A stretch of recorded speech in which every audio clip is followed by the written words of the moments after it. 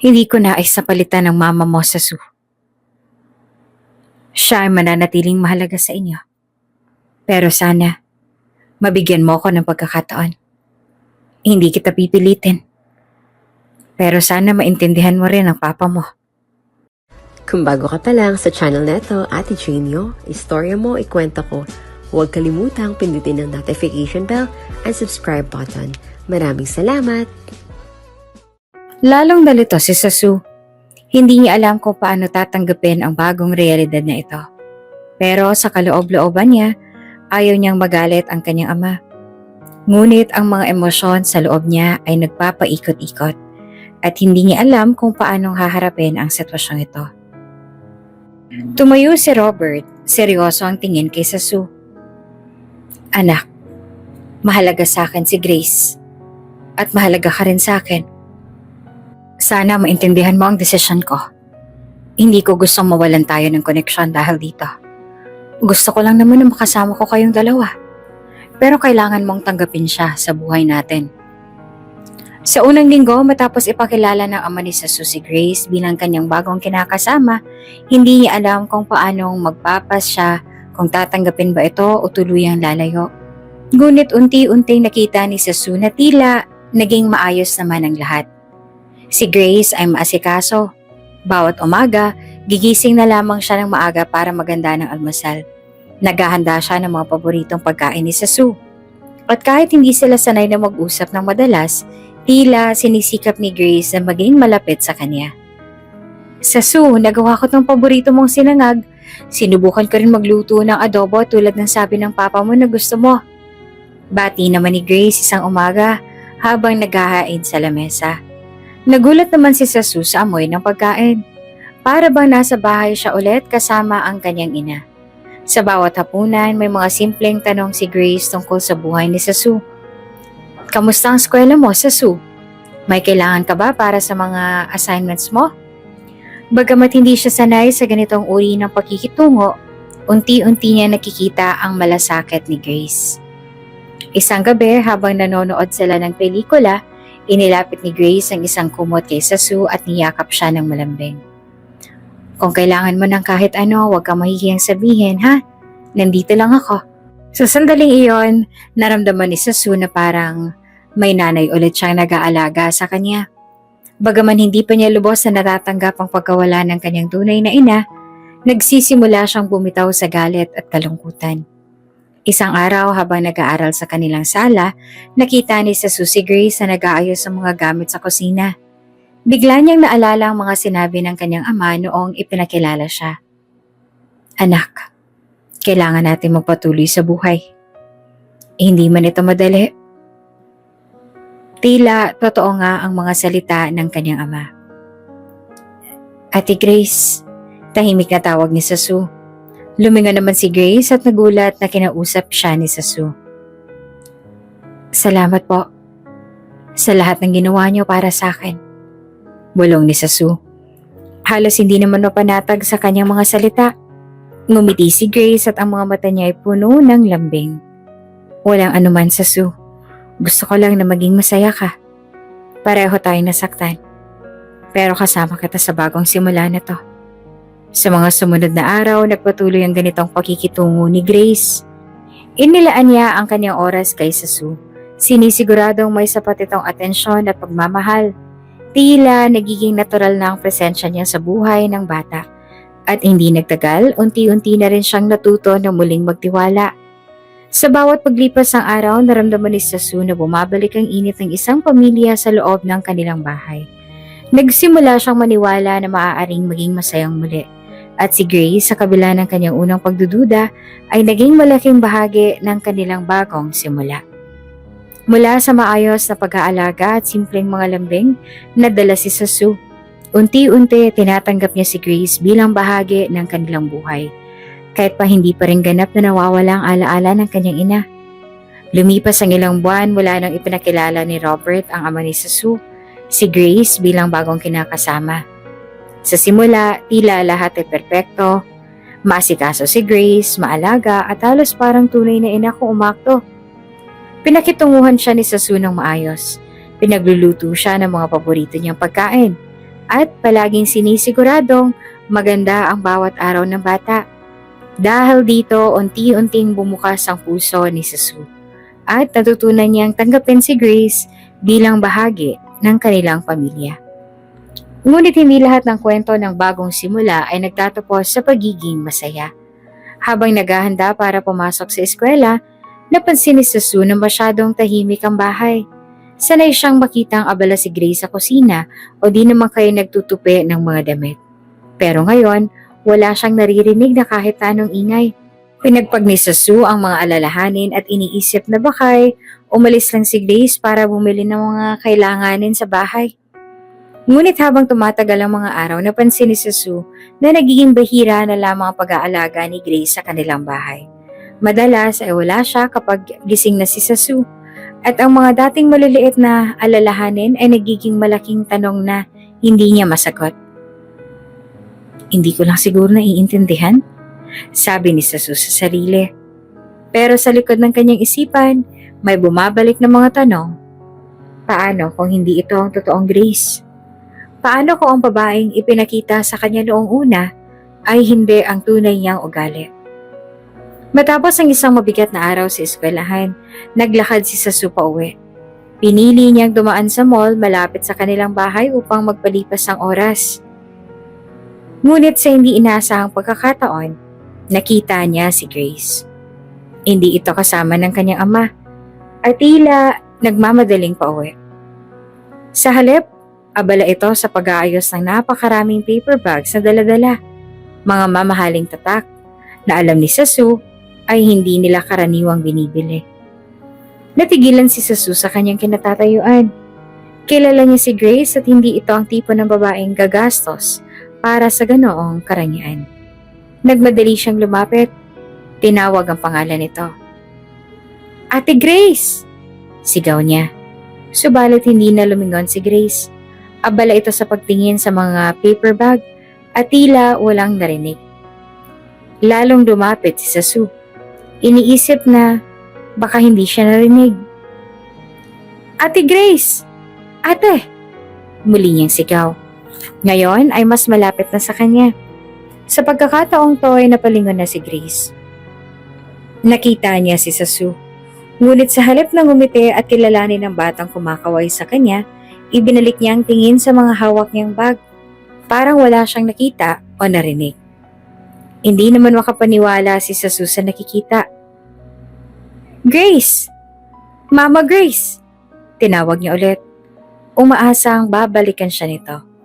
Ngunit, wala pa ring tugon. Nagpatuloy lamang si Grace sa kanyang paglalakad. Bit-bit ang mga paper bag, hindi man lang sumulyap kay Sasu. Pagkatapos ng ilang minuto ng pagkakabigla, nagdesisyon si Sasu na umuwi na lamang. Babalik na sana siya sa bahay, ngunit hindi pa rin niya maalis sa isipan ang mga tanong. Bakit yan ang inasal ni Grace? Bakit parang hindi siya nito kilala? Tila, ang babaeng naging maalaga at parang tunay na ina sa kanya ay biglang naging malamig at walang pakialam.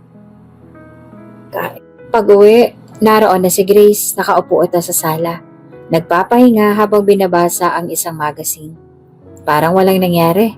Parang hindi sila nagkita kanina. Grace! Mahinang tawag ni Sasu habang inilalapag ang bag sa mesa. Tumingin si Grace sa tila walang ideya kung anong gustong sabihin ni Sasu. Oh, Sasu, kamusta ang eskwela mo? Tanong niya na para bang hindi sila nagkasalubong kanina. Nagkibit balikat si Sasu. Sinubukang hindi magpakita ng anumang emosyon. Okay naman, sagot niya. Ngunit may alanganin sa kanyang boses. Sumama siya sa kusina para magtimpla ng juice.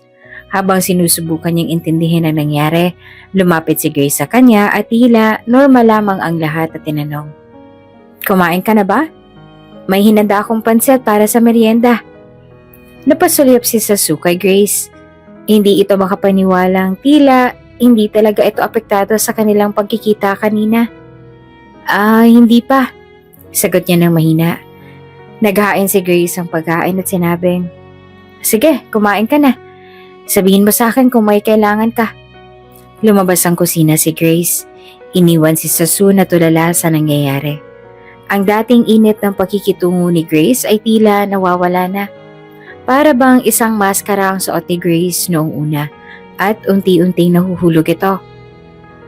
Habang tumatagal ang mga araw, lalong napapansin ni Sasu na unti-unting lumalabas ang tunay na ugali ni Grace. Hindi na ito kasing init ng dati. Minsan, tila wala itong pakialam sa kanya kapag wala ang kanyang ama.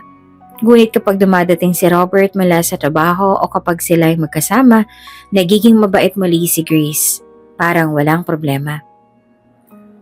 Ate Grace, pwede bang tulungan mo ako sa homework ko? Minsang tanong ni Sasu isang gabi. Abala si Grace sa cellphone niya. Tiningnan lang ni Sasu sandali bago sumagot na malamig. Pwede bang mamaya na? Busy pa ako eh. Hindi na tinanong ni Sasu kung ano ang kanyang ginagawa. Lumipas ang ilang araw at lalong nagiging malamig si Grace. Madalas siyang lumabas ng bahay na walang paalam kay Sasu. Minsan, ilang oras siyang nawawala. At kapag tinanong ni Sasu kung saan siya nagpupunta, sasabihin lang nito na may mga inaasikaso lang ako. Isang gabi dumating si Robert mula sa trabaho at nakangiti siyang nagtanong kay Sasu. Kamusta kayo ni Grace? Natutulungan ka ba niya dito sa bahay? Napatigil si Sasu. Gusto niya magsabi ng totoo na hindi na tulad ng dati si Grace, na tila pa nagbago ng ugali nito kapag wala na ang kanyang ama. Pero nang tingnan niya si Grace na nakaupo malapit sa kanyang ama, nakangiti at tila walang problema. Hindi niya nagawang magsalita. Oo tay, okay lang po kami, sagot ni Sasu. Pilit na tinatago ang kanyang mga agam-agam. Ngunit sa loob-loob niya, alam niyang hindi magtatagal ang ganitong sitwasyon. May mga bagay na hindi niya maunawaan at patuloy na lumalalim ang kanyang pagdududa kay Grace. Habang naglilinis ng bahay si Sasu, nakita niyang abala si Grace sa pakikipag-usap sa telepono. Narinig niyang tila galit ang tono nito. Ngunit hindi niya maintindihan ang buong usapan. Hindi mo ba naiintindihan? Kailangan ko ng mas maraming oras. Oras na para sa ating dalawa lang. Narinig niya sabi ni Grace bago ibaba ang telepono. Agad na lumapit si Sasu kay Grace. Ate Grace, sino po yun? Tumingin si Grace sa kanya ng may halong ines. Wala kang pakialam doon, Sasu. Bata ka pa. Hindi mo to dapat pinapansin. Malamig niyang sabi.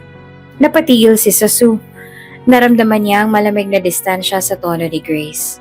Sa pagkakataong yon, alam niyang may mas malalim pang nangyayari na hindi niya naiintindihan. Pero hindi siya sigurado kung papaano niya ito haharapin. At mas lalong hindi niya alam kung papaano niya itong sasabihin sa kanyang ama. Makalipas ang ilang linggo, unti-unting naging malinaw kay Sasu ang tunay na ugali ni Grace. Hindi na niya nararamdaman ang dating malasakit at init mula sa babaeng minsang tumayong ina sa kanya.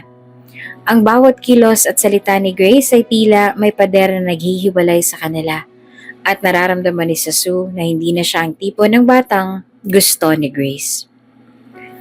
Lumipas ang mga araw at lalong lumalabas ang tunay na ugali ni Grace. Sa harap ng kanyang ama, maamo at maalaga pa rin siya. Ngunit kapag silang dalawa na lamang ni Sasu ang magkasama, nagiging malamig ito at tila walang pakialam.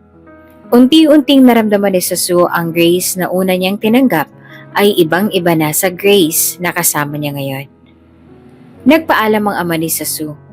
Pupunta siya sa isang business trip na tatagal ng halos 1 linggo. Sa isip ni Sasu, ito na ang pagkakataon para malaman kung ano nga ba ang tunay na ugali ni Grace kapag wala na ang kanyang ama. Sa unang gabi ng pagkawala ng kanyang ama, bumaba si Sasu mula sa kanyang kwarto upang kumain ng hapunan. Nagulat siya nang makitang walang kahit anong pagkain sa mesa at tahimik ang buong bahay. Nagtungo siya sa kusina at nakita si Grace na nakaupo sa sala, nanonood ng telebisyon. Tila walang balak na magluto. Ate Grace, bakit walang pagkain? Hindi ka ba magluluto? Tanong ni Sasu na inaasahang marinig ang dati niyang maalagang boses. Lumingon si Grace sa kanya, walang emosyon sa mukha. Hindi ako ang tagapagluto mo. Kung gusto mo kumain, edi magluto ka. Malamig niyang tugon. Napaatras na lamang si Sasu sa sagot na iyon. Hindi niya inasahan ang ganoong reaksyon mula kay Grace. Lalo na't lagi siyang nag-aalaga at nagluluto para sa kanila noon. Pero sabi ni Papa, ikaw daw ang bahala sa akin habang wala siya. Sabi ni Sasu at sinubukang manatiling kalmado. Umirap lamang si Grace, bumuntong hininga ng malalim. Sasu, huwag mong gamitin ng tatay mo sa lahat ng bagay. Kung gutom ka, maghanap ka ng pagkain. Hindi ako ang yaya mo at hindi rin ako ang nanay mo. Parang tinamaan naman ng mabigat na bagay ang dibdib ni Sasu. Ang mga salitang yon ay tila sibat na tumusok sa kanyang puso. Tahimik siyang pumasok sa kusina. Naghahanap ng kahit anong pagkain at nagluto na lamang ng instant noodles na matapos siya. Dinala niya ang kanyang pagkain sa kwarto at pilit na nilunok ang pait na nararamdaman. Dito na nga nagtatapos ang ating kabanata. Anong dahilan ng pagbabago ni Grace? Ano kaya ang kanyang tinatagong sikreto? Abangan sa susunod na kabanata.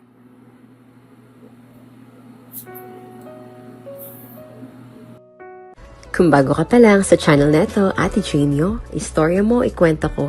Huwag kalimutang pindutin ang notification bell and subscribe button. Maraming salamat!